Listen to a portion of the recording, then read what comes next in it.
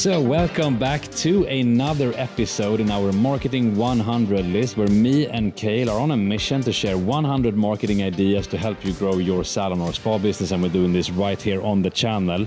What are we talking about today, Kayle? Today, I want to talk about hosting events. Hosting, whether it's a seasonal event or it's like an annual thing that you do.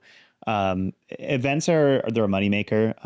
They're potentially a money suck as well, but there's ways to do it well that can actually make you money. So what I want to talk about today is hosting events that make you money, that actually bring in revenue. No matter what, when you host an event, there's going to be expenditures. Like obviously it costs money to get, whether it's like food or drinks or supplies and decorations and stuff like that. But there's a lot of really impactful, really cool ways that I've seen businesses or businesses that I've worked with in the past have done amazing events, right? That bring in actually quite a bit of money, and they get a ton of attendance every year because people actually enjoy coming. I think what's important, like when you host an event, is also just before you go through the effort of setting everything up, is that you're kind of clear on the objective of that event. Like, why are you doing it? Is this like a thing to pamper existing clients and just like offer them something fun? Or is it an event where you're expecting to like generate new clients from that event? And if so, we start thinking about like what are the kind of things that we're going to do to make that happen?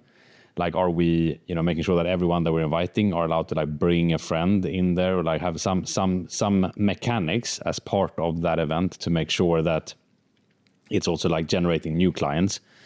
So I think that would be like my number one thing, is just thinking through like, okay, what's really the goal? What are we trying to do here? Is it to like generate more new clients? Is it just like a get together for like loyalty to like have my clientele coming in?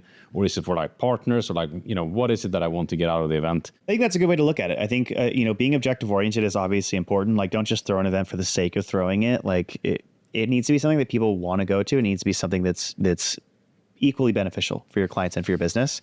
So I'd love to talk about a couple of really great examples that I've seen with the businesses that I've worked with in the past. I work with this, incredible business based out here in California, Southern California area.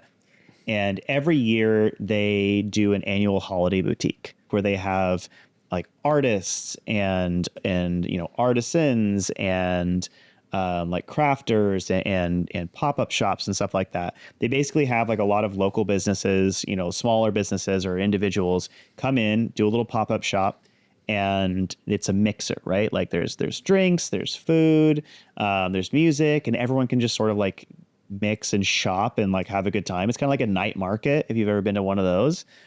And the vibe is cool. Like everyone's having fun, everyone, has a drink or two. There's things to do. Like the last couple I went to had like a tattoo artist who was doing flash tattoos and stuff like that too. So like the vibe is very like party atmosphere, but like people are enjoying themselves and they're shopping, they're spending money, and it's mutually beneficial for the salon that throws it and for the individual businesses that come in and are selling their merch as well. Obviously the salon gets a cut of what's sold, and then the individual artisans get to get their name out there. They get to sell, their wares. And it's overall like a super fun and profitable event that they do every single year. And I don't think it would be so successful if it wasn't so community oriented. Like, because it feels so local and so community based, I feel like it actually makes a bigger impact than if it wasn't. It's not just like some hollow cash grab thing with a bunch of like random crap in it. It's actually something where like the people you meet live in the area and they craft in that area. And it just ends up being a big hit every year. And they do a good job of marketing it, which is like another point of this. Like, you got to market your events well, learn from the best. Any successful event is going to be one that people know is coming. It's well communicated. You're sending out emails about it. You're building up hype for it, that kind of thing. Like another cool one that I remember that John, actually, this came from your talk with Tomas when you did the client loyalty course that you did a while back with him.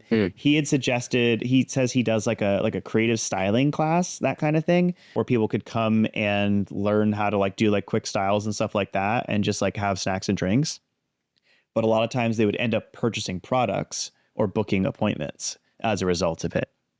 And that ended up generating more revenue for his business. It ended up generating a bunch of goodwill with his clientele because they felt seen and included. It was overall a success for him. It ended up making his business money because it got people in the door more often, even if what he was doing was giving away a free service up front, you know?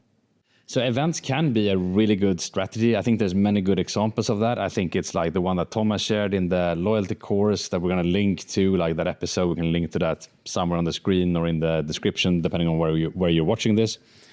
So there's many good examples of events that are very successful. Events can also get quite costly. So that is why I just want to also like reinforce that we need to be clear on what is the goal of the event, so that the money that we're like spending on it, that we're, you know, realistic in terms of like what can we actually expect in return, and like are we doing this as a strategic thing or is it just a nice thing for our existing clients? Just being clear on what do we want to get out of it, because it does cost money and we need to be prepared to put some money into it. This is something that you should be prepared for. It should never be something where you're going, you know, in debt to throw an event. This should be something that's sort of organic. It comes up naturally. It fits the culture of your salon or spa. And it's something that is going to interest your clientele, and it's going to bring people in the community that actually, you know, vibe with it. It shouldn't be something forced, and it definitely shouldn't be something that's going to put you in a hard situation financially. But ideally, it's the kind of thing where this will bring in revenue for your business. It will generate more repeat business. And it's a way to keep yourself top of mind, like we always say, for your clients and future clients. So thanks for tuning in to this episode. The courses and stuff that we talked about, we're going to leave links to that in the description of where you're seeing this video. And we look forward to seeing you in an upcoming session.